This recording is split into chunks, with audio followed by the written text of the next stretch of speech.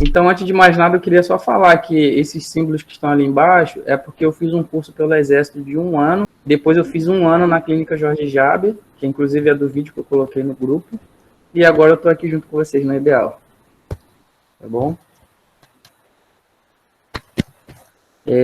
Tá todo mundo me ouvindo? Que eu não consigo ver vocês aí. Tá todo mundo te ouvindo. Tá. Sim. Então, os objetivos aqui da aula é reconhecer os sistemas funcionais do cérebro, né, só para quem ainda não se localizou, associados à dependência química. E entender um estudo de caso de avaliação neuropsicológica de paciente dependente químico, que vai ser por conta da nossa professora. Bom, para iniciar, é importante a gente entender por que as pessoas se tornam dependentes e outras não. Alguém saberia dizer? Alguém tem alguma sugestão? Então. Eu já pensei bastante sobre isso. Até eu queria pensar. Tipo, eu acho que existem dois caminhos. Eu não sei qual que é. Acho. Pode existir uma propensão, uma disposição de algumas pessoas a terem compulsividade. Daí, por exemplo, eu me senti triste, e aí eu tomei uma cerveja e fiquei mais feliz. E aí, se eu sou uma pessoa que tem muita compulsão, eu posso exagerar na cerveja, e aí eu ser viciado em cerveja, aí tem o alcoolismo. Eu acho que existe caminho, e existe o caminho de pensar que existem algumas drogas que são mais viciantes que outras. Eu acho que é mais pro lado da compulsão. Mas ainda acho que tem um pouco a ver com a outra opção também. Esse é meu chute, assim, é o que eu acho. Sim, então, é mais ou menos por aí mesmo. Esse slide está escrito biopsicossocial, a gente escuta muito falar nisso, né?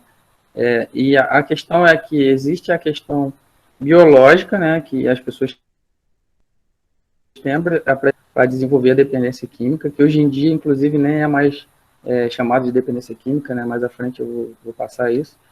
Tem a questão da hereditariedade, né? A questão psicológica, por motivos depressivos, de outros transtornos, ou igual como você falou, tem vários exemplos, né? E a questão social, é mais bem resumidamente, só para a gente entender, que são os fatores que levam as pessoas a se tornarem dependentes químicos. E é bom saber também que é uma doença que não tem cura, né? Uma doença crônica, e ela é progressiva, né? Porque ela vai se desenvolvendo, vai atingindo outras áreas da nossa vida.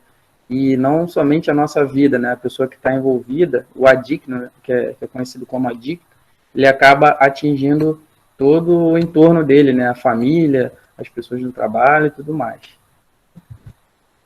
Bom, aí só para reforçar, né, o fator genético, eu trouxe só um exemplo aqui, estudos sobre a influência de fatores genéticos no desenvolvimento do alcoolismo, por exemplo, encontraram uma relação entre a atividade de dependência e a presença de alelo A1 do receptor DRD2 de dopamina.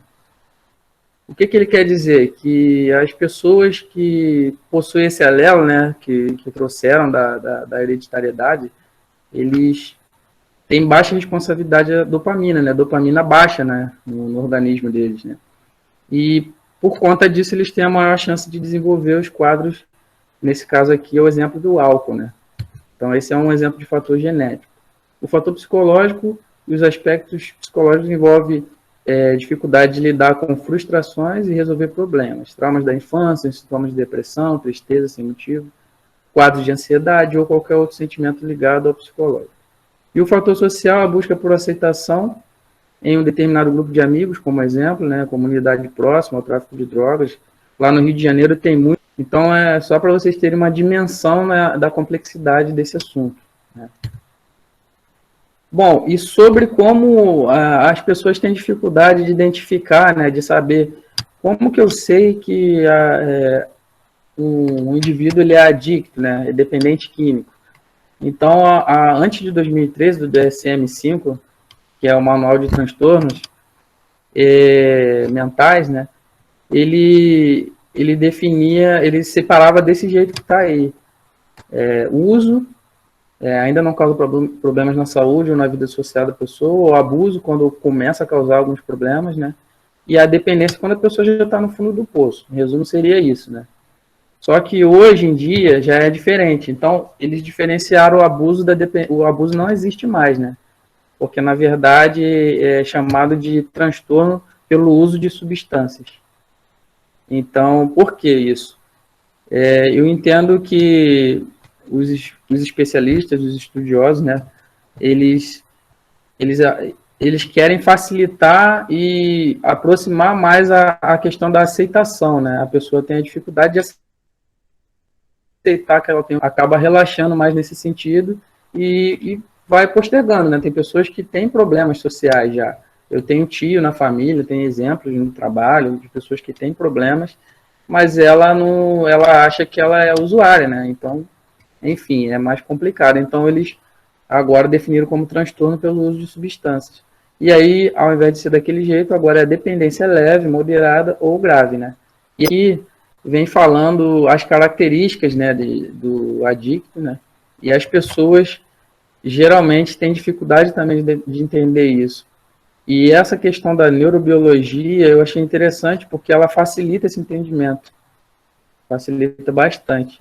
Então, o uso de quantidades maiores ou por mais tempo que o planejado é uma característica, desejo persistente ou incapacidade de controlar o desejo, gasto importante de tempo em atividade para obter substância, fissura ou crave, né, que o pessoal chama, que é aquele desejo forte, né, de consumir a substância. Tem pessoas que é nítido isso, né, fica bem nítido, a pessoa não consegue controlar esse desejo forte, né, não é igual uma pessoa que está, por exemplo, que é o mais comum, o álcool, né, que está consumindo álcool ali numa situação de uma confraternização e ela consegue ter a noção de parar, né, porque por vários motivos, e a outra que já tem um problema, né, já tem uma predisposição, ela já não consegue controlar. Então, tudo ela associa à bebida e já vai evoluindo para outras drogas, então ela fica naquela fissura constantemente.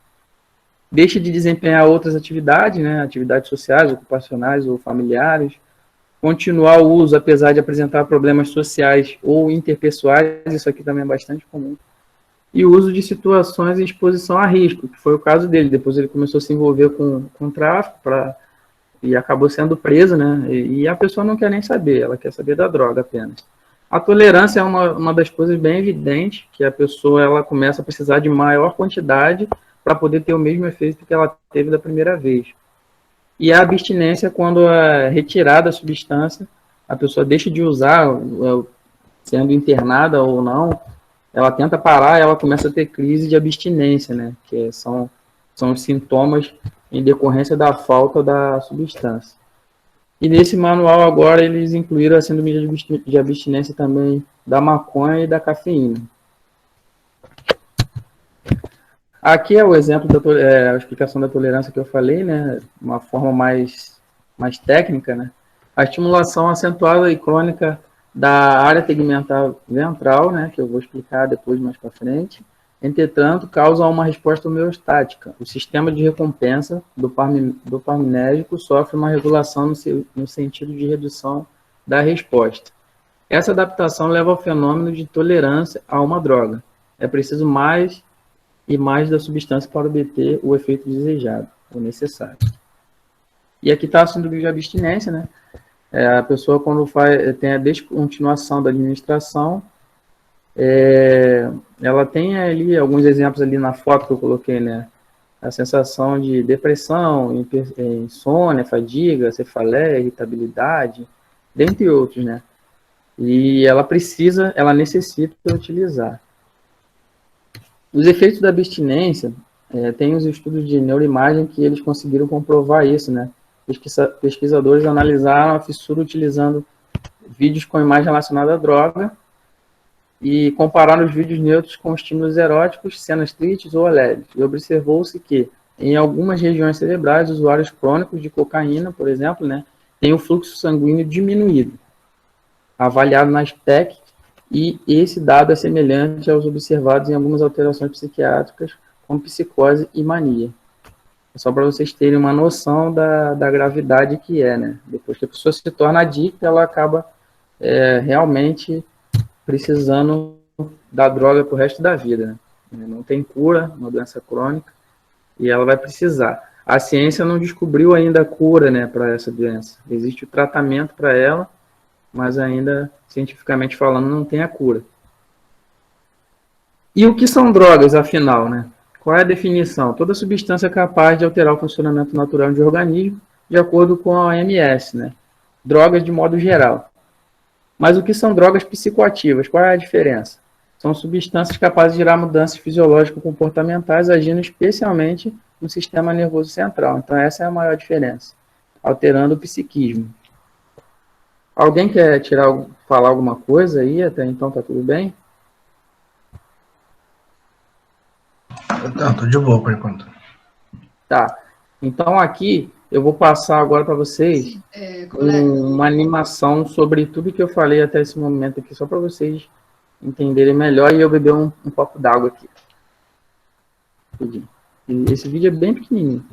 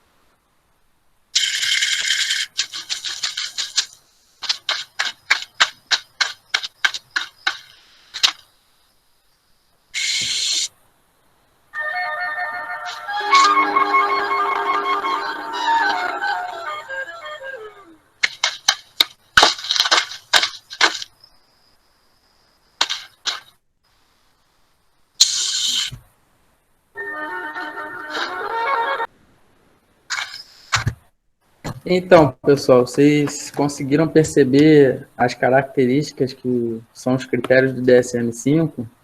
Quem percebeu aí alguma coisa, pode falar?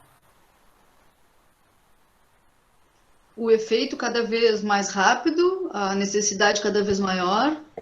Tolerância e fissura. Isso. Então, a fissura e a tolerância são as mais evidentes, né, desse vídeo aí, dessa animação. Mas também dá para perceber ali as consequências negativas fisiológicas, né, e comportamentais ali. Apesar dos prejuízos, a pessoa continua buscando o consumo, né? Então, é um dos critérios também. E as drogas, as psicoativas, elas se classificam em depressoras, estimulantes e perturbadoras ou alucinógenas, né, que elas também, dependendo do tipo da substância, podem ter o mesmo efeito, de perturbadoras ou alucinógenas. Aí tem um exemplo aqui de heroína, que atua no sistema opioide, a nicotina no sistema colinérgico e a cocaína sobre sistemas dopaminérgicos. As depressoras diminuem a atividade do sistema nervoso central. Em resumo, ela deprime o sistema, né, a atividade, diminui a atividade do sistema nervoso. Aí tem os exemplos do álcool, dos barbitúrgicos, dos ansiolíticos, e tem outros exemplos, né, tem diversos. E, Sidney, eu quero fazer uma pergunta. Pode interromper? Claro. Então, olha só, a gente fala drogas psicoativas, né? E geralmente a gente pensa diretamente nessas drogas, né? Álcool, crack, cocaína, maconha, tal. Mas existem outras substâncias, né? Que também são psicoativas e que a gente costuma não chamar elas desse jeito, porque elas fazem parte do nosso cotidiano. Sim. Né? E que também são substâncias psicoativas. E eu queria que tu pudesse explicar um pouquinho para a gente qual é a diferença em termos de por que a gente não demoniza, né, por exemplo, a cafeína, que Sim. é uma substância também psicoativa, né, também modifica a ativação do cérebro, e por que ela não é entendida como uma substância psicoativa no sentido maléfico da palavra? Sim. Então, na verdade, a diferença, ela se resume na aceitação social, né? Porque o álcool, o cigarro, por exemplo, são drogas lícitas, e por serem lícitas, as pessoas acham que elas deixaram de ser uma droga psicoativa, né? Elas acabam caindo na rotina, né? Associam, mais adiante eu vou falar sobre isso, né? Elas associam uma atividade recreativa, a alegria, o prazer, a uma droga lícita, então tá tudo certo, né? É mais ou menos assim. Então, eles acabam deixando de lado essa questão do prejuízo na saúde, né, na família e tudo mais. Apesar da maioria saber, elas continuam utilizando porque também tem o incentivo, né, da mídia, né, em relação ao álcool, principalmente.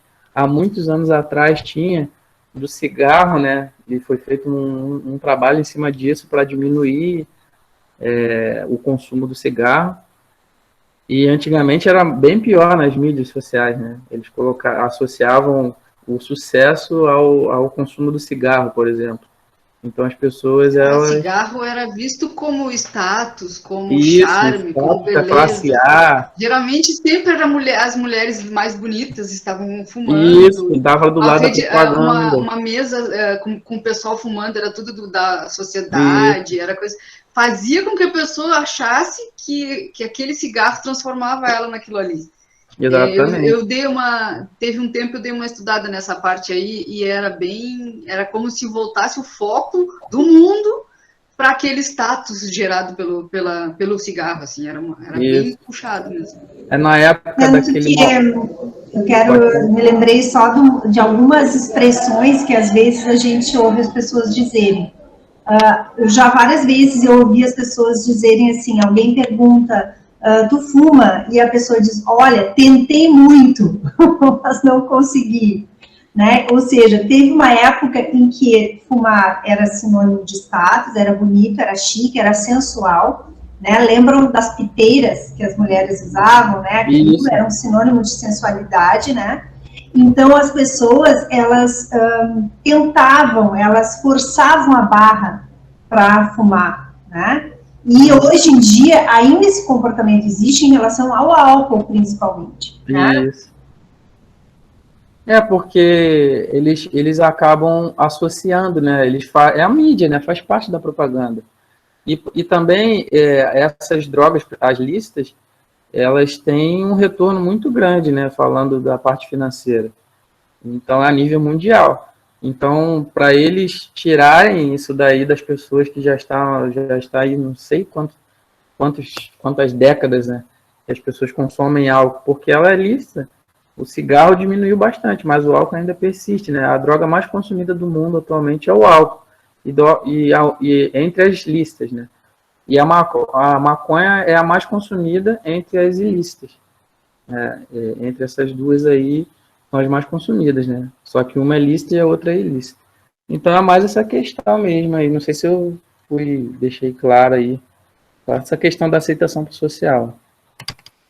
Lá no Rio de Janeiro, a última vez que eu fui de férias, a gente foi em Angra, né, eu e minha esposa, E as pessoas, assim, eu via muito isso em São Paulo, que eu já morei em São Paulo também. Era muito comum nas cidades do interior as pessoas usarem maconha, né? Na praça, assim. Quando eu fui a primeira, eu tive um impacto, né, no início. Porque no Rio de Janeiro, apesar de ser o Rio de Janeiro, eu não via as pessoas usar muito maconha. Mas em São Paulo eu via assim, parecia que estava já liberado, sabe? Então eu estranhei bastante. A última vez que eu fui no Rio, eu vi essa questão. Porque o pessoal estava lá era uma ilha lá, né, em Angra, e aí chegou um pessoal de lancha e desceram e começaram a fumar maconha do nosso lado, assim. E aí eu fiquei assim, poxa, aí entra a questão da aceitação social, viu? A diferença, a percepção. Não é um cigarro comum, é uma coisa que incomoda também pelo cheiro, né? Pelo menos a mim, me incomoda muito, é um cheiro muito forte. E o cigarro também incomoda, mas não tanto quanto a maconha. E aí tem essa questão de ser ilícita. Eu acho que é essa questão só que faz a diferença. E as pessoas acabam esquecendo que é uma droga psicoativa. Para mim, todos são insuportáveis. Com licença. Eu não tenho a mãozinha aqui para ficar levantando, eu não sei colocar a mãozinha. A diferença, a cafeína e a nicotina, que é o cigarro, né? A diferença para o álcool é que a intensidade eu acho que é um pouco menor. Porque a gente não vê, se suicidou porque fumava muito. Se suicidou porque tomava muito café. Mas a gente ouve dizer assim, se suicidou porque era alcoólatra, né? E não se suicidou porque era fumante. E as outras drogas também, né? A gente... Que são essas outras viciantes e que causam transtornos e tudo mais. Então, eu acredito que seja essa a diferença da cafeína, do álcool, que também são drogas psicoativas, mas que não causam tantos malefícios. É isso? Na verdade, cada droga ela tem uma atividade diferente, como a gente parou aqui nas depressoras, né, nos exemplos das depressoras. Então, ela vai variar de qualquer forma dentro do organismo. O álcool, na verdade, ele traz um efeito de forma mais generalizada. Por exemplo, na vida da pessoa, o efeito geralmente é a longo prazo, né? Ela pode ter problema também no organismo, não só no cérebro, né, na questão psicoativa, mas ela também tem problema de forma generalizada no corpo e a longo prazo. Vai demorar um tempo para algumas pessoas. Só que tem as pessoas que têm predisposição e elas já rapidinho se tornam adictas. Então vai variar muito, tem muita variante nessa questão. Não só da droga, mas também do organismo da pessoa. E aí mais adiante vocês vão ver que eu vou falar sobre isso daí. Então o álcool, como eu falei, ele traz esses reflexos em algumas pessoas mais rápidos, mas geralmente é a longo prazo o álcool, né? Então é por isso que as pessoas têm a tendência de aceitar socialmente mais, né? Porque é lícito, porque demora a maioria das pessoas a ter um resultado negativo na vida, né? Não é só o problema na vida da pessoa, né? Muitas pessoas morrem por conta do álcool, não é só a pessoa que usa álcool que tem problema. Acidente de trânsito e várias outras situações. Drogas estimulantes. Estimulam a atividade, né, como o nome sugere, fazendo com que o estado de vigília fique aumentado, né, isso é uma atividade no sistema nervoso central também, diminuindo o sono, aumentando a atividade motora, isso daí também vai variar do organismo. Tem pessoas que tomam café e sentem sono, né, é meio difícil de entender alguns organismos, aí a professora com certeza vai saber mais do que eu. E em dose mais elevada. Essa questão da diferença com que um organismo também reage tem a ver com a diferença que todas as substâncias reagem, né, diferentemente nos organismos. Mas também tem a ver com a questão da abstinência, né, Sidney? Porque a gente desenvolve tolerância às substâncias, né? Então, se eu costumo tomar café diariamente e tal, provavelmente esse poder psicoativo, né, de estimular o cérebro, o meu cérebro vai ser menos reativo a essa substância, né? Então, tem a ver com isso também. o chimarrão, né? Tem gente que não consegue tomar chimarrão à tardinha, porque daí não consegue dormir, né? Mas depende do quanto o teu organismo tá habituado, né? Tolera aquela substância, né? É verdade. Então, aí o mais comum lá no Rio de Janeiro, nas cidades grandes principalmente, é o crack, né? E agora tem a merla, a pasta base, tem o oxi também. Aqui no próximo slide, não sei se vocês estão enxergando, eu coloquei o exemplo aqui. A cocaína, por exemplo, ela demora aproximadamente a fazer efeito no organismo ali cerca de 15 a 30 minutos o efeito dela dentro do organismo, né? E a pessoa já necessita de novo utilizar para ter o efeito, e esse efeito ele vai diminuindo e a pessoa precisa usar mais, né? A questão da tolerância. A grande diferença, né, do crack para os seus derivados ali, o crack, a merla, o oxi, é que o efeito é mais potente, é mais rápido, só que ele passa mais rápido também, né, no organismo. A pessoa precisa consumir muito mais. Só para vocês terem uma noção, né? Ali, ó, as folhas de coca são prensadas em ácido sulfúrico, querosene, gasolina, resultando em uma pasta denominada sulfato de cocaína. Na segunda e última etapa, utiliza-se o ácido clorídrico, formando um pó branco. Assim, nesse segundo caso, ela pode ser aspirada, dissolvida em água ou depois injetada. Já a pasta é fumada em cachimbo, sendo chamada, nesse caso, de crack, né? O crack é um dos mais conhecidos. Eles podem causar irritabilidade, paranoia extrema, impulsividade e aumento dos batimentos cardíacos. O grande problema da tolerância é que a pessoa ela vai chegar num nível de tolerância tão alto a longo prazo que ela pode chegar a ter a overdose, né? Que a gente escuta muito falar aí das pessoas morrerem de overdose.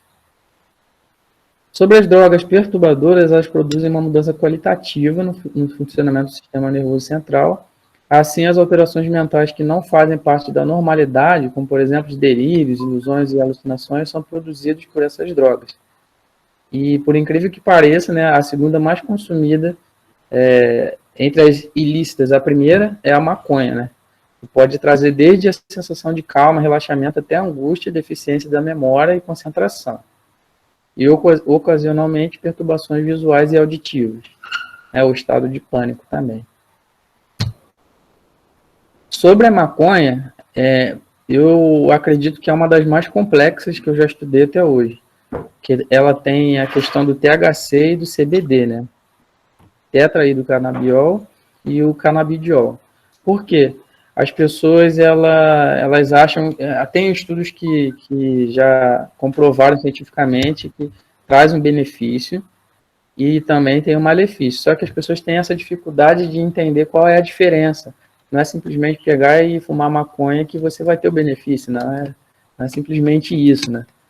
Então, a própria erva, né, a planta lá, ela pode trazer, ela é antagônica entre si, né? Então, depende de qual canabinoide você está se referindo, né? Então, não é simplesmente você fumar que você vai ficar bem, curar a ansiedade, curar um tumor, por exemplo. Então, não é bem assim que funciona.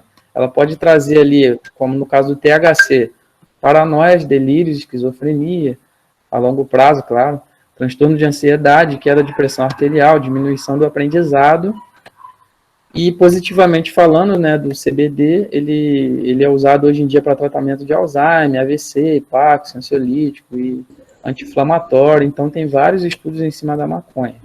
Posso dar uma parte? Pode falar. Então, isso é uma coisa muito importante que tu trouxe, Sidney, exatamente porque nós, da área da psicologia, nós profissionais da saúde, a gente tem que ter a clareza dessa diferenciação, né? Porque a gente ouve pessoas muito até ditas esclarecidas, né? Com a ideia de liberação da maconha, né? Numa campanha de liberação da maconha, com esse argumento de que a maconha é medicinal e tudo mais. E a gente tem que entender que o que é medicinal são moléculas da maconha, né? Então, fumar a erva jamais vai trazer esse efeito medicinal que está se estudando, aprimorando os estudos. Então, vamos tentar fazer uma analogia com a questão da vacina, né? Se a gente pega a COVID, a gente pode ter desde a doença de uma forma leve, até a doença muito grave e morrer da doença. Mas quando a gente toma a vacina, o que é a vacina? A vacina é feita do vírus. Ela é feita de um pedaço controlado do vírus. E esse pedaço controlado, ao invés de nos criar a doença, ela nos deixa imune, ela nos causa saúde, né? Então, o canabidiol é uma parte desta planta que pode ser medicinal. Ainda está em muitos estudos ainda, não existe ainda uma comprovação final a respeito disso. Mas não é a erva, não é fumando a erva que se atinge, assim como eu não posso querer pegar a COVID para achar que eu estou vacinada, porque eu posso morrer da doença. Claro. E o THC, ele prevalece, né? Ele se sobrepõe ao canabidiol. Então, os efeitos negativos para quem fuma é muito maior do que a pessoa achar que ela vai fazer uma terapia fumando, né? Então, é mais ou menos por aí que a professora explicou. E aí muitas pessoas se aproveitam, né? Porque tem os interesses socioeconômicos, né? Para a questão da liberação da maconha e tudo mais. E aí é um assunto muito extenso também. Bom, sobre os efeitos que as substâncias causam no organismo, depende de como que ela vai ser administrada, né? As vias de administração, a respiratória, intranasal, digestiva ou intravenosa, por exemplo. A duração que ela também, ela está ali o tempo exposto à substância, né?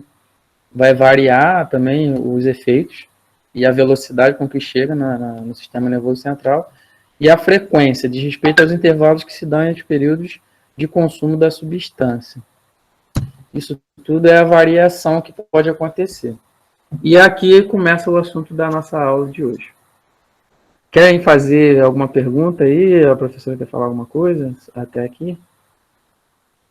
Não, eu só quero perguntar se estão cansados, querem fazer 5 minutinhos de pit stop, ou não. Por mim, não, eu não estou cansada. Tá muito boa a aula. Ah, é? Porque quando sou eu que pergunto se vocês querem intervalo, vocês querem intervalo. Tá bem.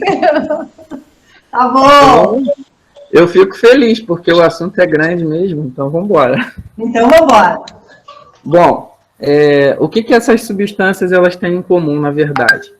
Elas, de uma forma ou de outra, elas vão agir dentro do sistema de recompensa, que a gente vai falar, vai se aprofundar. Seja direto ou indiretamente, né? Aí aqui tem os exemplos, né, de algumas substâncias, né, que são os neurotransmissores, uma substância que aumenta essa produção, seja de acetilcolina ali, dopamina, noradrenalina, serotonina, GABA, glutamato, cada uma tem uma função dentro do nosso organismo, né, tem os seus motivos ali. E aí elas estão relacionadas aos sistemas, né, são denominados alguns sistemas dentro do nosso cérebro, que pode ser ali também, tem os exemplos de colinérgico, dopaminérgico e assim por diante. Depende de qual neurotransmissor está sendo estimulado. Aí tem aqui, dentro do nosso encéfalo ali, ele produz essa substância naturalmente.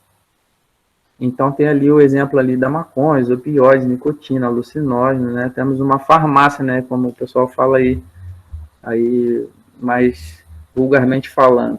Aí tem anfetamina, cocaína e tudo mais. As substâncias que causam dependências, elas atuam na via dopaminérgica, né, que vai da área tegmental ventral para o núcleo accumbens. Então, aqui nessa imagem, ela vem, a imagem está grande aí para vocês já, ou não? Olhada? Sim, estamos vendo. Então, o circuito de recompensa, né, que é como é chamado, ele vai da área tegmental ventral e vai até o núcleo accumbens.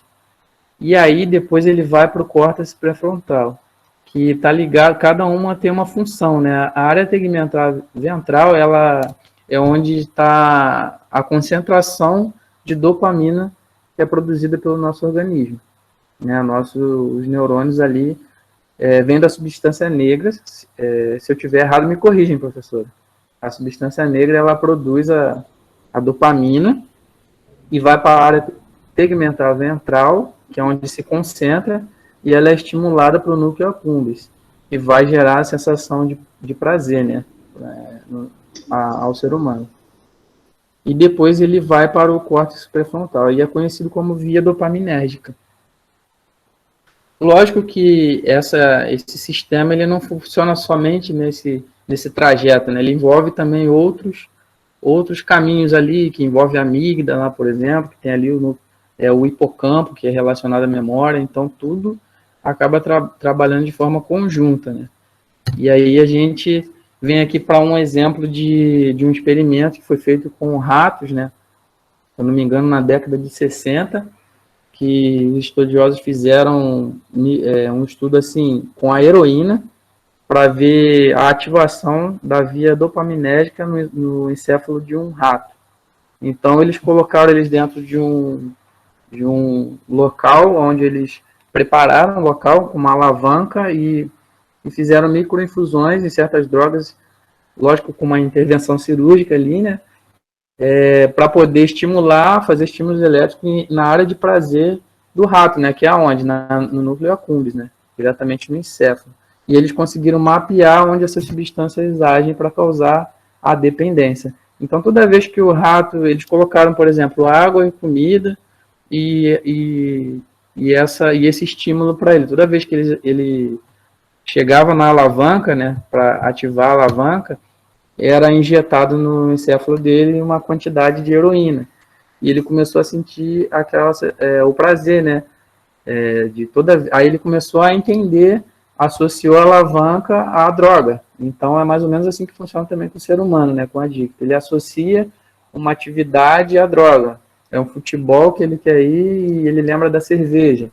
Toda vez que ele lembra de uma festa, ele lembra da cerveja, ele lembra da droga que ele usa. Então, esse ratinho, ele começou a deixar de comer, deixar de beber, para toda vez ele apertar a alavanca e a chegar ao ponto até de morrer, alguns ratinhos que eles fizeram experimento, né?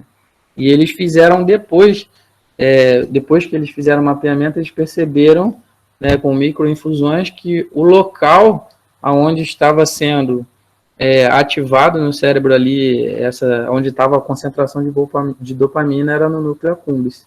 Só para vocês terem uma noção de como é que né? Que funciona. E uma coisa importante, que eu quero aproveitar esse momento aí para falar sobre a compulsão alimentar, né? Porque a compulsão alimentar, ela tem um ciclo semelhante, né? Porque tem a ver com prazer, né, e repetição de comportamentos. Então, por exemplo, quando vocês já devem ter ouvido isso, ou até falado isso, né? Tipo assim, ó, essa semana foi muito puxada, eu mereço uma pizza. Né? Então, porque a gente associa prazer, recompensa com comida, né? Então, é isso que vai criando na questão alimentar, que vocês vejam, alimento não é a mesma coisa que droga, né? A gente precisa do alimento, e alimento, se alimentar é prazeroso, principalmente porque ele elimina uma sensação desagradável, que é a fome, mas também existe o prazer do paladar. Mas, na nossa cultura, a gente aprendeu a ser recompensado pela comida, né? Então, isso acaba criando o mesmo mecanismo cerebral, né, da questão da droga. A diferença é que na droga ainda tem uma substância, a própria substância química age dentro do sistema, diferente do alimento. Mas do ponto de vista da recompensa, que nem o ratinho ali, a gente acaba tendo uma recompensa o tempo todo da comida, e isso fomentando a compulsão alimentar. Isso. Então, essa questão do encéfalo do rato, que eu acho interessante, é porque é uma parte cerebral que é mais instintiva, né? É a parte primitiva, né, do cérebro, e todos os organismos têm, né, se eu não me engano, né, professora? Todos têm. Então, até um ser que não tem um cérebro tão desenvolvido quanto o do ser humano, ele tem esse sistema de recompensa. Então, por isso que eles utilizam para verificar o comportamento do ser humano, né? Porque a gente tem que pensar que o sistema de recompensa, ele não existe para nos causar mal, muito pelo contrário. Ele existe como um sistema adaptativo que vai fazer com que a gente aprenda o que nos dá prazer, o que nos faz bem, para que a gente corra atrás sempre disso. Mas a natureza criou esse sistema pensando em coisas saudáveis, né? Pensando que a gente pudesse sempre ir buscar o que nos é saudável. Que o prazer não viesse, o prazer, a recompensa não viesse de coisas que nos fizessem mal. Esse é o problema. Né? E entra também a questão do reforço positivo, né, e o reforço negativo. Aí mais na frente eu vou falar sobre essa questão. E como que funciona aí a comunicação, esses neurotransmissores, eles se conectam, né, entre os neurônios, né? Esse sistema ele se chama sinapses neurais, né? E para cada substância química que a gente desenvolve no cérebro, né, os neurotransmissores, tem um receptor, seja de forma natural ou aquela que a gente consome aí através das substâncias psicoativas. Então, existe um receptor para cada uma delas. Aí aqui na foto eu coloquei o exemplo da cocaína, né? Como que a cocaína funciona, como que ela age dentro do sistema nervoso central. Na conexão ali entre os neurônios, na fenda sináptica, né? Naquele espaço ali, está sendo liberada uma quantidade exorbitante de dopamina. Por exemplo, ela está vindo lá da área tegmentar ventral e está chegando ali de uma forma exagerada, né? Muito exagerada. Só que qual é o problema? O que a cocaína faz? Na recaptação, que o neurônio ele libera a dopamina, ele recapta algumas, né? Parte delas ela é recaptada. O natural é acontecer isso. Só que a cocaína ela bloqueia essa recaptação, reabsorção, né? E aí fica cada vez pior. Por quê? A tendência é que exista futuramente, né, uma queda na produção natural da dopamina. E a pessoa aí começa a se tornar dependente da ingestão da cocaína. Não sei se vocês entenderam aí, eu falei de uma forma bem mais simples possível. Alguém não entendeu? Quer perguntar? Eu entendi. Tá. Ainda sobre o sistema de recompensa, como eu falei ali atrás, qual é o grande problema? Existe o reforço, né, que é positivo, ele pode ser positivo ou negativo. Então, toda vez que a gente consome, quem gosta, né, desses lanches, da Coca-Cola, do que for, da pizza, do chocolate. Eu sou chocolate, por exemplo. Eu gosto de chocolate. Então, toda vez que eu como um chocolate, eu tenho uma sensação de prazer, né? Liberar dopamina dentro do meu sistema nervoso central, lá no núcleo accumbens. E aí, isso daí, na verdade, é um reforço positivo, porque para mim faz bem, né? Só que quando a pessoa ela associa aquele consumo a uma coisa negativa, por exemplo, toda vez que meu time perde, eu vou beber cerveja. Toda vez que eu entro em depressão ou alguém faleceu, eu vou consumir maconha para relaxar. Né? Cada um tem seu motivo. Eu bebo para relaxar, cada um tem seu motivo. Então, se for um motivo negativo que leva a pessoa a consumir a droga, então é caracterizado como um reforço negativo. Se for positivo, ok, é positivo. Só que na percepção de quem está consumindo, né? Não quer dizer que vai ser positivo para a saúde da pessoa e para a vida social. Isso pode ser visto como um tipo de fuga. Isso, exatamente. É uma fuga. E aí, quando a pessoa passa do ponto de consumir por prazer e sim para conseguir uma fuga, daí ela já está partindo para a dependência, ou não? Não necessariamente, né? Para compulsão. Para compulsão, sim. Para compulsão. Existe a evidência, né? Existe a evidência.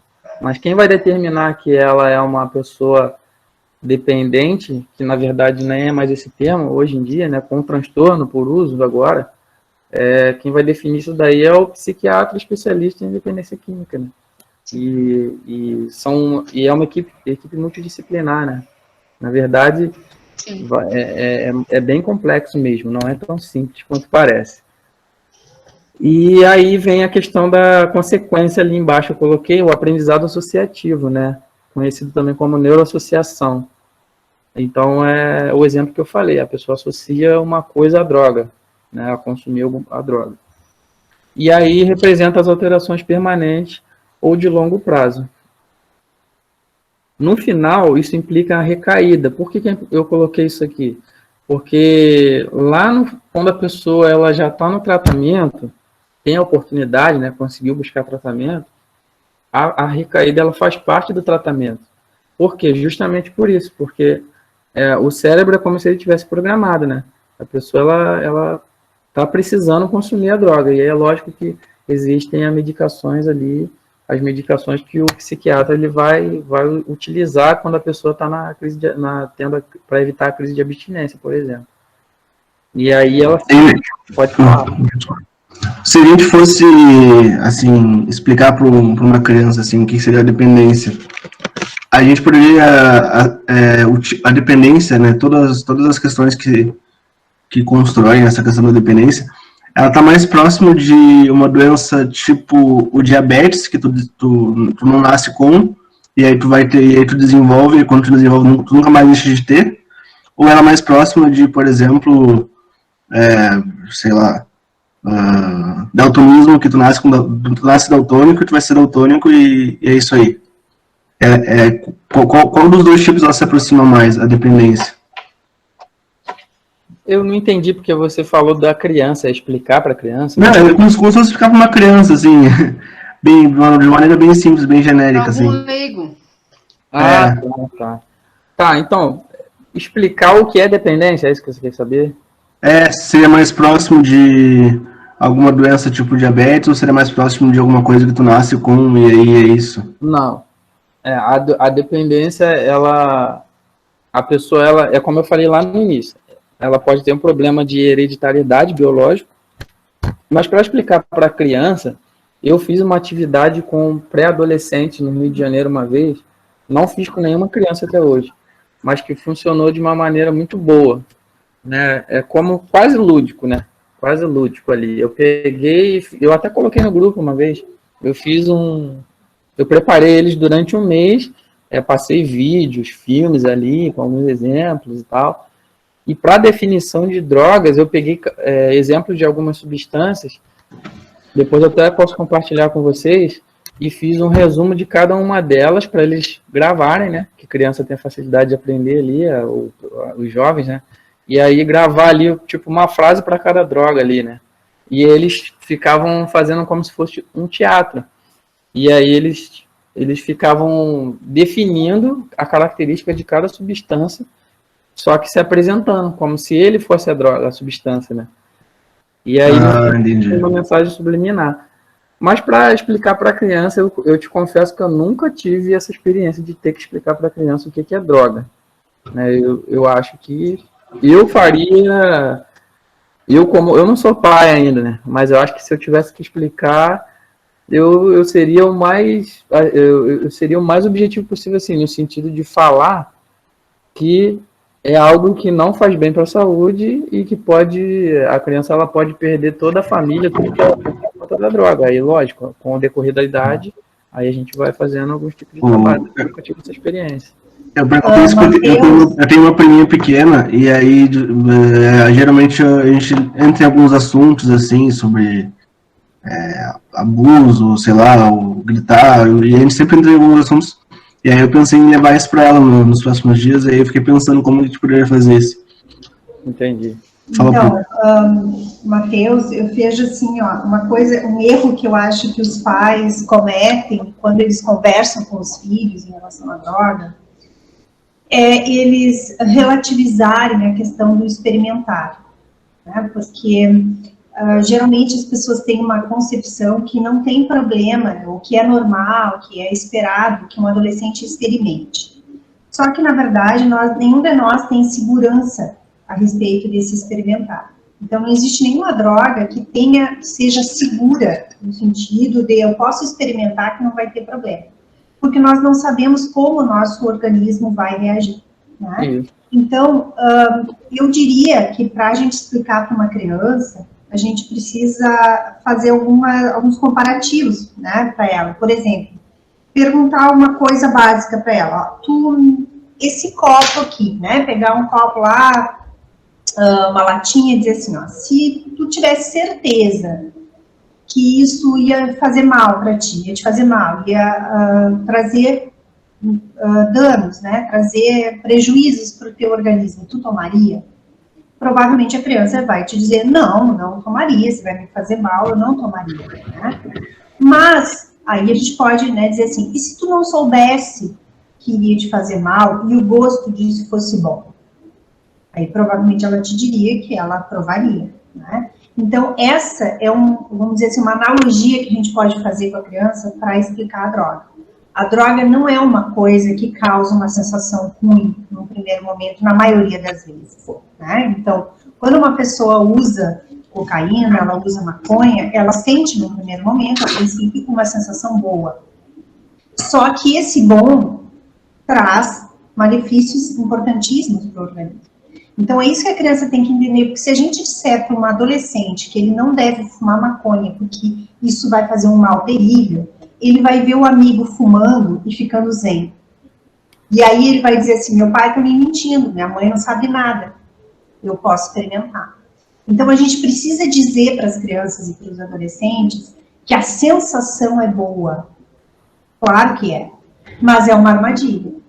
Então, dá para fazer essa comparação para tentar explicar para uma criança o quanto aquilo é traiçoeiro. Mas mentir para ela que é uma sensação ruim, aí a gente está levando, né, a situação para o lado que a gente não vai conseguir depois retomar.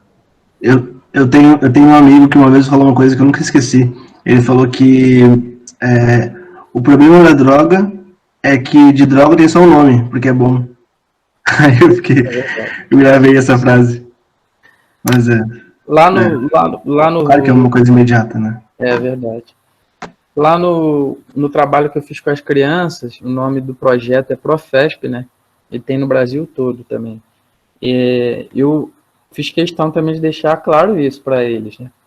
Que eles já eram um pouquinho pré-adolescente lá, eles sabem mais do que muitos adultos, se bobear, lá nas comunidades do Rio de Janeiro, porque eles já convivem no meio, né, que tem o acesso fácil às drogas. Então, para eu explicar, às vezes, eles já sabem, já teve contato, é muito mais fácil, se de repente eles me explicar o que eu quero explicar para eles. Então, tem que ter um pouco de sabedoria lá no Rio de Janeiro. Mas para uma criança, uma família bem estruturada, eu acho que, como a professora falou, mentir ou omitir que a droga não faz uma sensação, não traz a sensação boa, é ruim, porque no futuro, quando você quiser corrigir isso daí, algum amiguinho lá fora, né, amiguinho, entre aspas, ele já convenceu a criança, o pré-adolescente, o adolescente a consumir, porque fica aquela questão da curiosidade, né, tudo que é proibido, fica a pessoa querendo descobrir, né, a curiosidade, a pessoa, até é proibido a visão do colega, se essa droga é tão ruim, por que ele parece tão feliz quando ele usa? Pois Aí aquilo ali praticamente desmente, é como se fosse desmentir aquele primeiro conceito que a criança tem. Daí ela vai experimentar para ter certeza. Isso. Eu costumo dizer que os pais, nesse caso, nesse cenário todo, eles perdem os filhos justamente nesse ponto. Nesse ponto que ele deixa de falar a verdade, que a droga traz a sensação, ou que ele é omisso, né? Ou fala que é ruim só, é bem genérico assim. Eu acho que nesse momento ele já está perdendo o filho dele para as drogas, né? É um caminho sem volta, na verdade. Eu acho que é o resumo mais óbvio assim que dá para falar, de uma forma mais objetiva.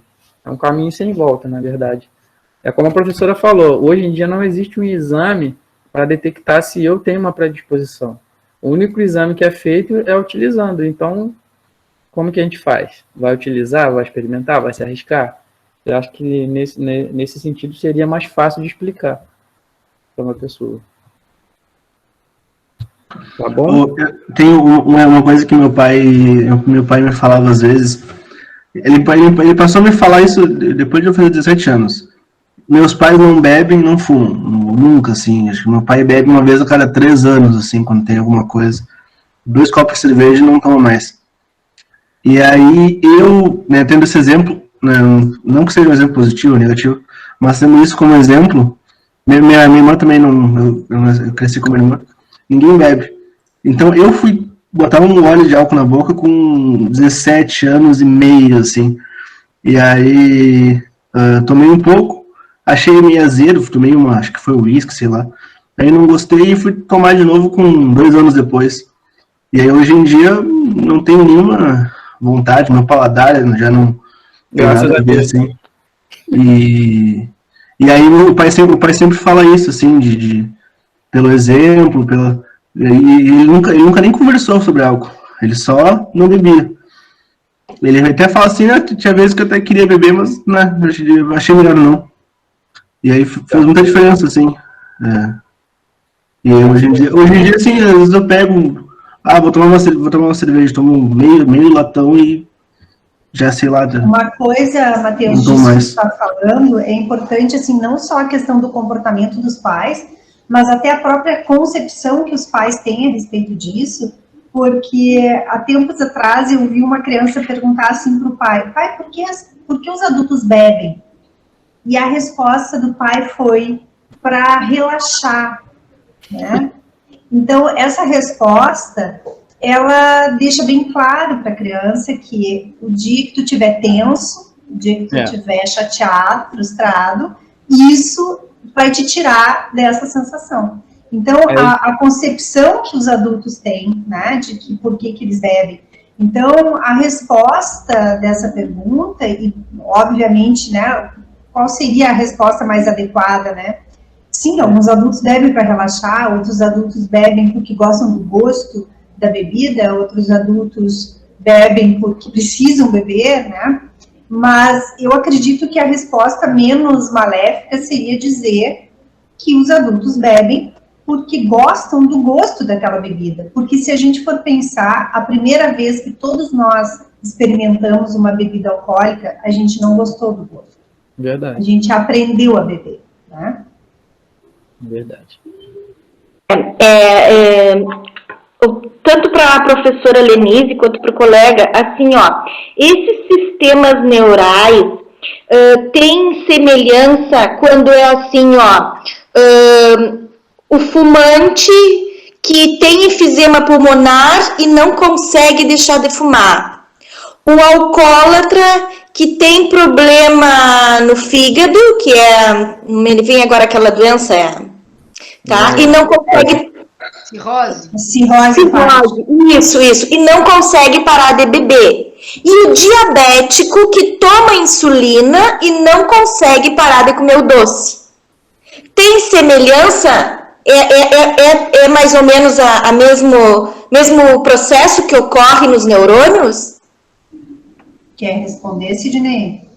Entre entre o álcool e entre o quê? Eu não entendi muito bem, porque ela falou de vários exemplos. Eu acho que ela quis perguntar se todos esses comportamentos de dependência de algo, como por exemplo, o diabético, ele sabe que ele pode ter consequências gravíssimas da diabetes, mas mesmo assim ele não consegue parar de comer doce, ele come doce escondido. Né? O fumante, ele está com enfisema pulmonar, ele está com câncer no pulmão e segue fumando. Né? Então, no cérebro, são os mesmos esquemas, né? Isso, é a via de recompensa. Tá? É porque a via de recompensa vai ser estimulada a liberar dopamina dentro do núcleo accumbens, que é onde acumula a sensação de prazer. É isso daí, independente. Porém, Clívia, eu quero te dizer o seguinte, é o mesmo sistema, tá? Só que quando tem uma relação, tem uma substância química, por exemplo, a cocaína, a maconha, o crack, ainda a gente tem um efeito muito pior, porque não é só o efeito do próprio sistema dopaminérgico recompensando o cérebro, existe uma substância superativando isso e modificando a lógica biológica disso. Lá na frente, né, professora, quando chegar no nível de adicção, a pessoa ela não tem cura, né? É uma doença crônica. Ela lá no futuro, se ela tiver um filho, aí vem justificando isso, né? A questão da hereditariedade. Como ela vai modificar todo o sistema, ela pode repassar isso para as próximas gerações. E aí é onde entra a predisposição. Entendeu? Sim, sim, muito obrigada.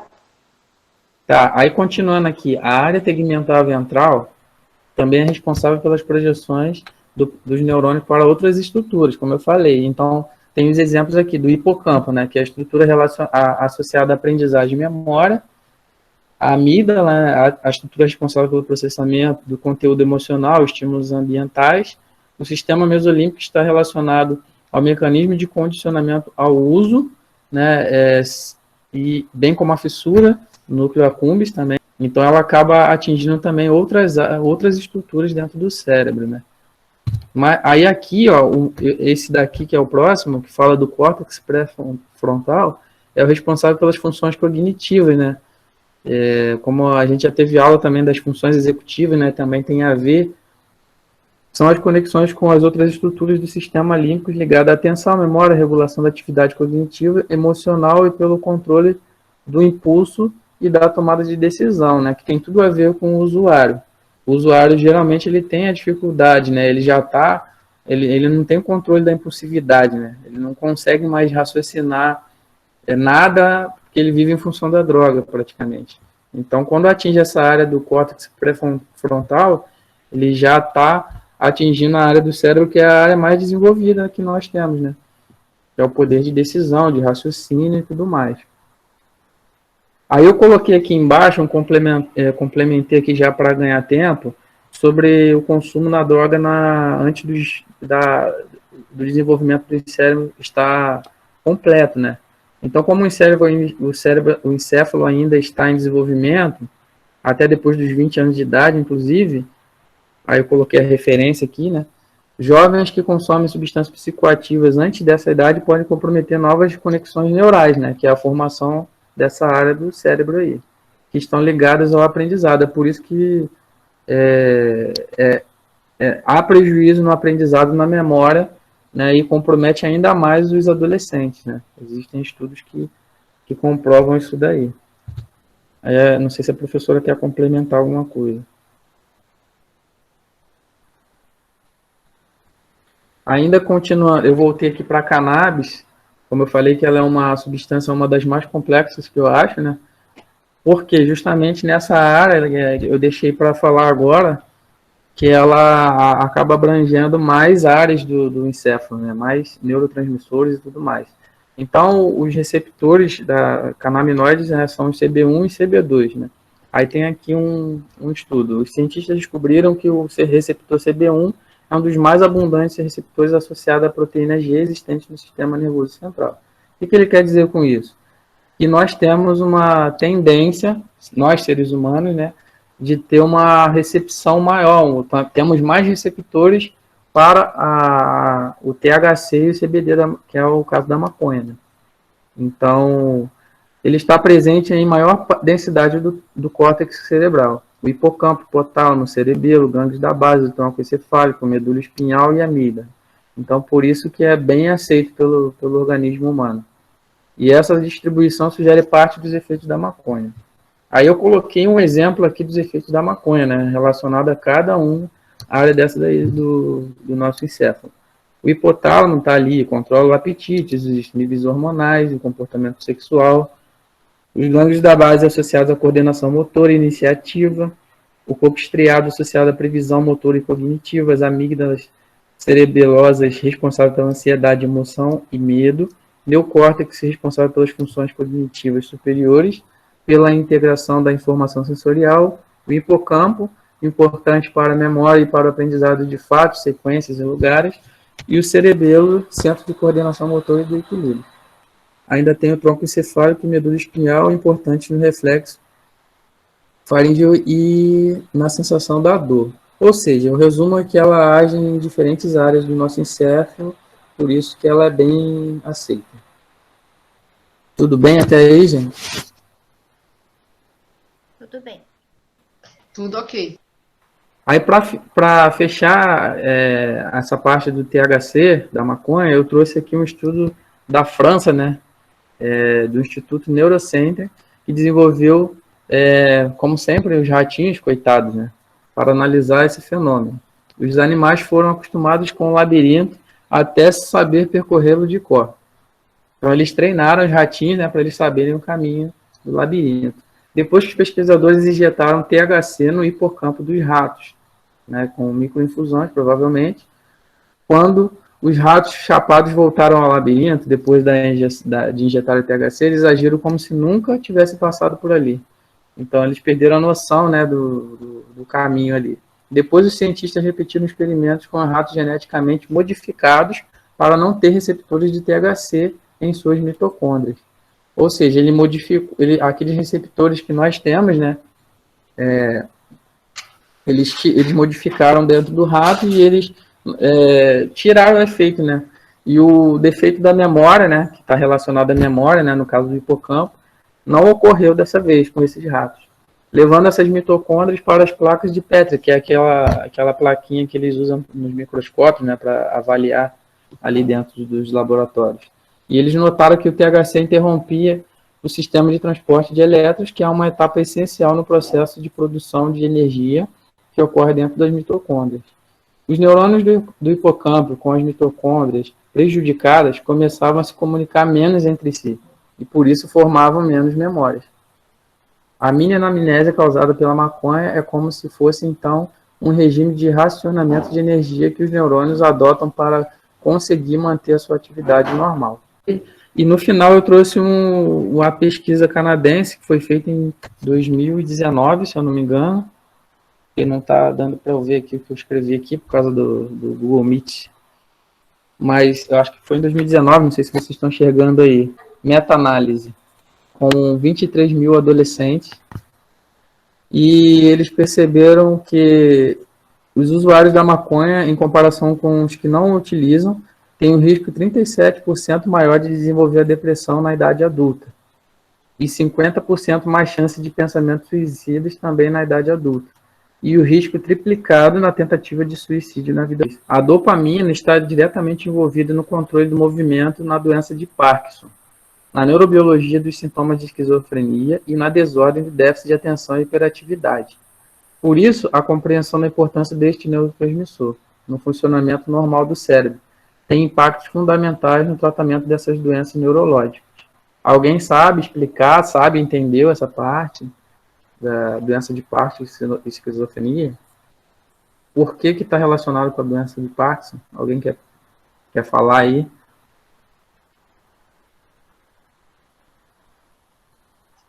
Tô mais a fim de ouvir. Tá. Se isso fosse revisão de prova, eu só ia decorar. Porque eu não sei. Então, eu falei do hipocampo, né? O hipocampo está relacionado ao quê? Vocês lembram? O hipocampo está relacionado a qual atividade? Nossa atividade. Hipocampo. Está relacionado a quê? A minha esposa está participando, tá, gente? Chegou aqui, está participando. Ai, gente, hipocampo, ó. Vocês não lembram? Me ajudem, por favor. Eu falei aí desde o início do hipocampo, professora, me ajuda. Pois é, vocês lembram? Consolidação da memória. Ai, não façam eu me atirar da janela. A esquizofrenia, o que a gente sabe neuropsicologicamente sobre a esquizofrenia? Existem descontroles, existem excessos de neurotransmissores em algumas áreas do cérebro, alguns tipos de neurotransmissores, e deficiência de outros, tá? Então, quando vocês forem estudar psicopatologia, vocês vão saber que existem dois tipos básicos de sintomas da esquizofrenia, o que a gente chama sintomas positivos e negativos. Positivos e negativos não é no sentido de bom e de mal. Positivos é no sentido de que algo foi acrescentado ao comportamento daquela pessoa. Então, num surto esquizofrênico, alguns esquizofrênicos têm sintomas positivos, ou seja, alucinações e delírios, tá? E sintomas negativos são embotamento afetivo, catatonia, ou seja, param, né, de se movimentar, né, uma baixa motora, empobrecimento, né, do raciocínio, da memória, da atenção, tá? Então, negativo no sentido de coisas que ele perde, e positivos no sentido de coisas que ele passa a ter e não tinha antes. Então, o que acontece aí, a questão da dopamina? Existe um descontrole dopaminérgico que acaba causando alucinações e delírios, ou seja, um aumento da produção de dopamina, ou um aumento na ativação desses receptores dopaminérgicos, que é a mesma coisa que pode acontecer com pessoas que não têm TDAH e tomam Ritalina, por exemplo. A Ritalina é o remédio, é o principal medicamento usado para TDAH. Quando uma pessoa que não tem déficit de atenção, ou seja, a produção de dopamina dela é normal, mas ela toma um estimulante para produzir mais dopamina, ela pode, um dos sintomas colaterais é desenvolver delírios e alucinações. Então, vocês vejam que esse pessoal aí que toma Ritalina para estudar para concurso, que risco eles estão correndo. Já ouvi pessoas comentarem que tomaram e passaram mal. Pois é. Chegaram ao ponto de ficar alucinada. Pois é, por causa disso, porque ela teve uma crise dopaminérgica, ou seja, ela teve um excesso de produção de dopamina. Isso. E aí também tem relação, é como se fosse as substâncias psicoativas perturbadoras e alucinógenas, né? Essa relação também. Né? É como se fosse isso, né? Uma comparação. É a questão da esquizofrenia. Aí, para resumir, ó, aqui é uma animação, né? Que eu peguei. Da esquizofrenia, por exemplo. Ali tem as cores, né? Azul é dopamina, verde serotonina e assim por diante. Então, o excesso de dopamina pode desenvolver uma esquizofrenia. A deficiência de dopamina pode desenvolver uma ansiedade. A deficiência dos dois pode desenvolver uma depressão. E o equilíbrio, né? Para ativar o nosso cérebro instintivo ali, que geralmente é adrenalina e noradrenalina, né? Que é a questão da luta e da fuga, né? Esse é só para dar uma animada na questão desse assunto. E aí, já estamos indo para o final aqui, né, da minha parte, os comportamentos de risco que a gente observa, né, nessas pessoas que consomem e se tornaram adictos, né, já não tem mais já só tem o tratamento, né, não tem a cura, ela acaba perdendo o controle da impulsividade, tudo mais que a gente viu. E aí, geralmente, como eu falei lá no início, a pessoa no meio do tratamento, às vezes quase sempre, né, é julgada como mau caráter. Eu já contei a minha experiência para vocês. A gente julga, né, tem esse estigma, mau caráter, falta de caráter, qualquer coisa parecida. E aí, qual é a consequência dentro da família, né? Geralmente a família sofre de um termo conhecido hoje como codependência, né, que é a dependência emocional. E dentro do lar, geralmente, ocorrem esses comportamentos, né? A manipulação, os furtos, como eu falei, a perda de prazer em atividades comuns, que tem a ver com um dos critérios, as relações conflituosas, perda do emprego, da empresa, ameaça de agressão, perda de cuidados pessoais de higiene, tentativa de suicídio, acidente de trabalho, de trânsito. Agora, vocês imaginem dentro de um quartel um soldado que tem esse problema, né? Acontece. Isso daí não tem classe social, né? Não tem esse tipo de problema, não tem a ver com classe social.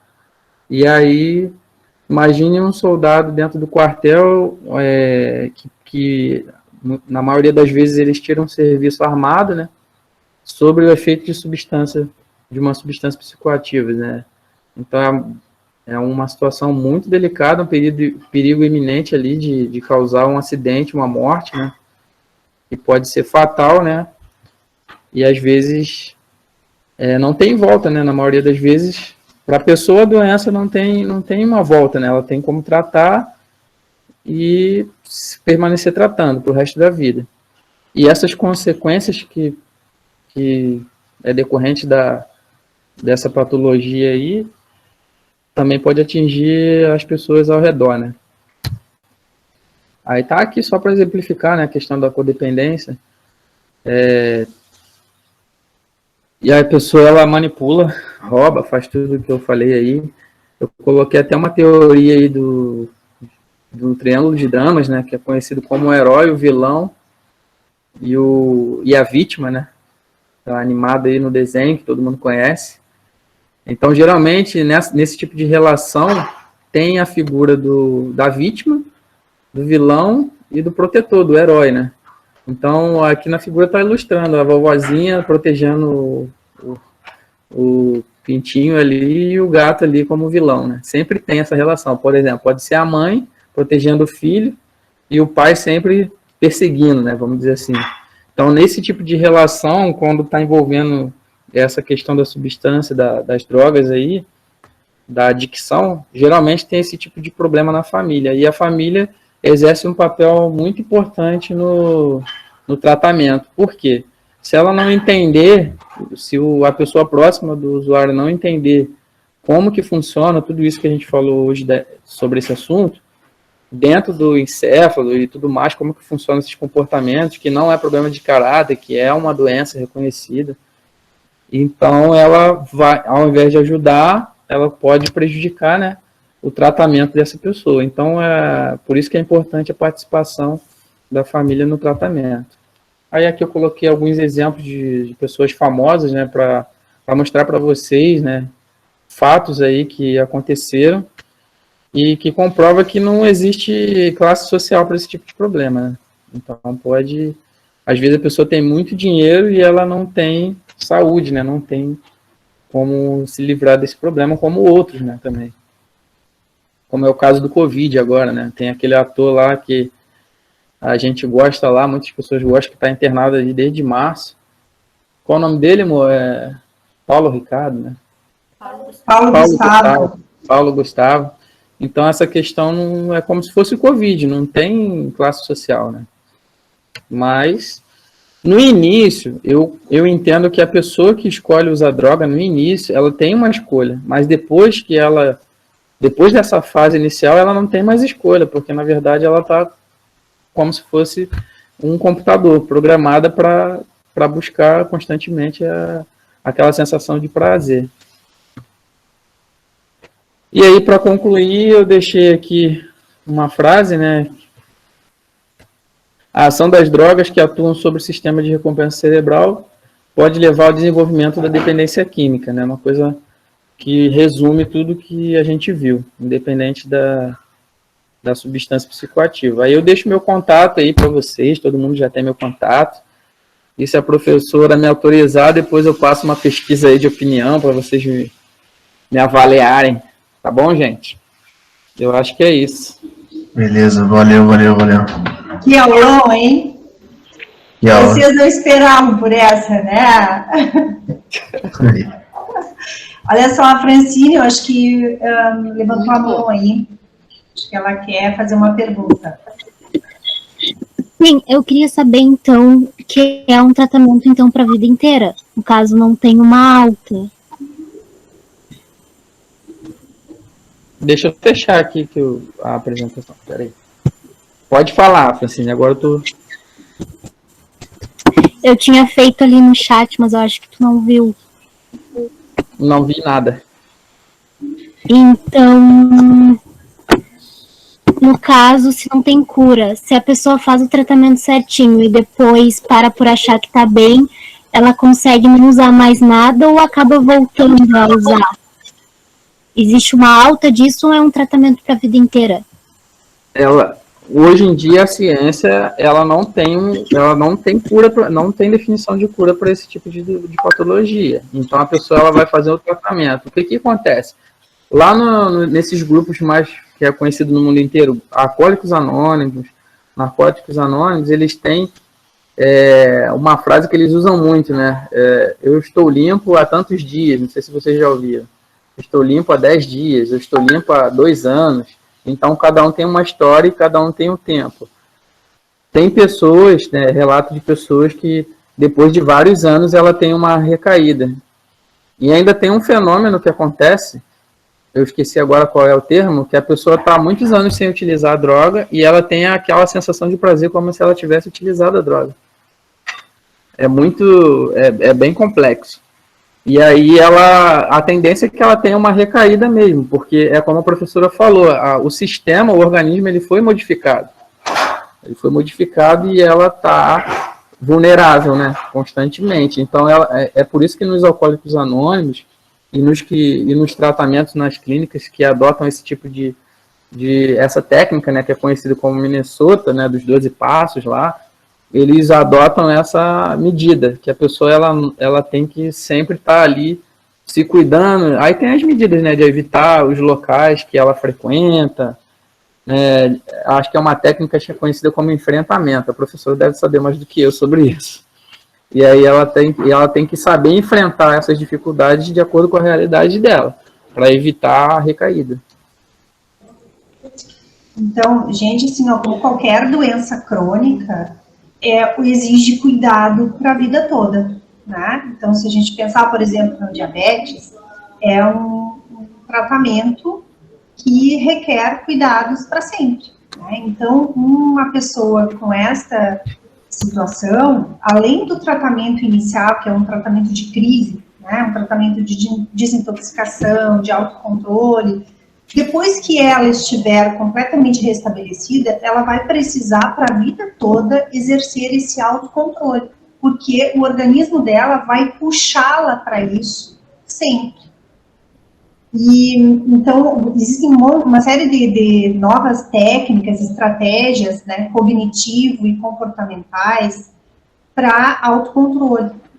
Tem uma tendência, assim, né, em terapia cognitivo-comportamental, que tem mostrado muita eficácia em relação à questão, principalmente do autocontrole da fissura, que é o mindfulness, são técnicas de meditação, são baseadas na meditação mesmo, né, do budismo e tal, mas elas foram aprimoradas e transformadas em técnicas terapêuticas. Se chama mindfulness, quer dizer mente plena, tá?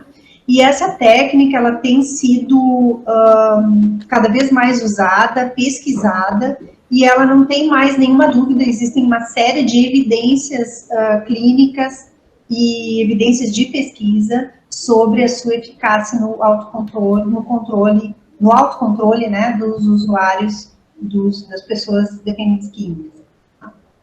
Então, é um tratamento difícil, é um tratamento para sempre, é um tratamento que, infelizmente, às vezes, a gente tem pessoas que durante anos estão limpas, né, e acabam tendo uma recaída. Às vezes, tem uma coisa diferente de recaída, que é um lapso, né, ou seja, uma pessoa pode, um alcoólatra, por exemplo, ele pode, depois de anos sem beber um dia, né, e aí aquele alvoroço na família, aquela frustração, aquele desespero no próprio paciente, né?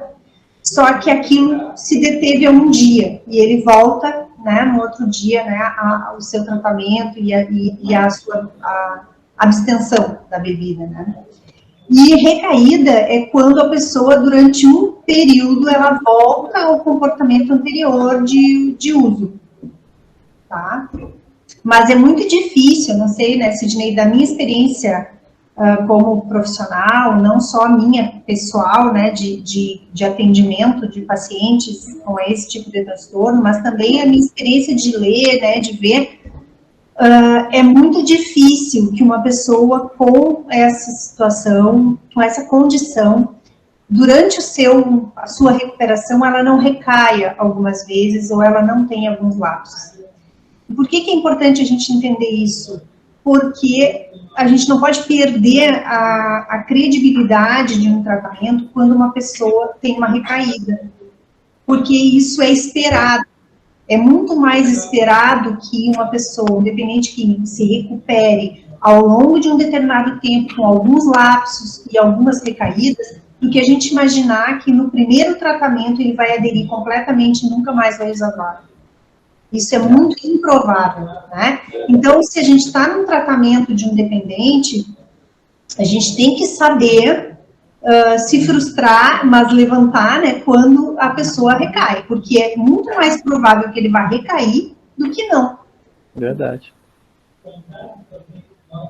E aí entra a importância da família, né? Porque quando a família não está envolvida, ela acaba atrapalhando a recuperação. E aí ela julga a recaída. Exato, aí a família toda entra num sistema do, tu não tem jeito mesmo, não vai resolver, tu nunca vai conseguir te ajudar, e aí a própria pessoa também não consegue, né, sair daquilo ali, né, enquanto que a postura tem que ser, não, vamos lá, tu já conseguiu uma vez e a gente tá aqui, vamos te ajudar, e aí a gente, né, tem muito mais chance de conseguir uma recuperação dessa. Então imagina, depois de 10 meses internado, aí você chega, vamos comemorar, aí abre uma latinha de cerveja. Aí ele associa, aquela associação, né? Quanto tempo que ele não tem aquilo? Aí ele tem aquela... Tudo de novo volta para a cabeça dele e faz parte de tudo que a gente viu hoje.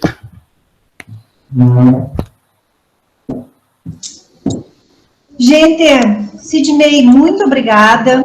Tu nos deu uma super aula. Nós todos adoramos. Acho que gostaram mais da tua aula do que das minhas, que nem quiseram fazer intervalo. E assim, nós te agradecemos muito. E assim, ó, uma coisa que eu quero te dizer, claro, tu tem muito ainda, né, para aprender no sentido, né, tu entrou numa nova graduação e isso com certeza vai te ajudar muito a agregar nesse conhecimento que tu já tem. Mas tu já tem muito conhecimento para quem está na graduação a respeito deste assunto. Obrigado. Então, acho que é muito importante que tu continue teu trabalho, que tu estenda o teu trabalho, aproveita que tu é estudante, né, e estende teu trabalho para pessoas que precisam ouvir isso, precisam ter esse conhecimento, não têm condições, não têm acesso a isso. Vamos pensar daqui para frente em algum projeto de extensão, assim que as coisas voltarem ao normal. Vamos pensar em alguma coisa, em algum PATP onde tu possa fazer isso junto com um grupo, vocês irem para alguns lugares e tu levar esse teu conhecimento ali. Vamos fazer isso chegar nas pessoas que precisam, né?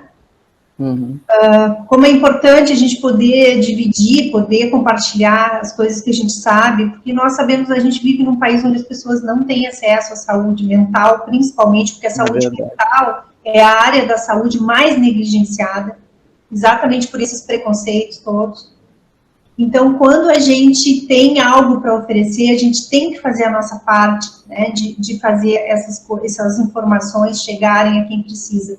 Quantas pessoas não vão buscar tratamento psiquiátrico, psicológico, porque não sabem que aquilo é um transtorno mental? Inúmeras pessoas, tá? Então, a gente precisa fazer algo nesse sentido. Então, eu quero te dar os parabéns, dizer que eu fico, assim, muito feliz, né, de poder contar com o teu conhecimento aqui no grupo. O grupo, com certeza, aproveitou muito, aprendeu muito contigo.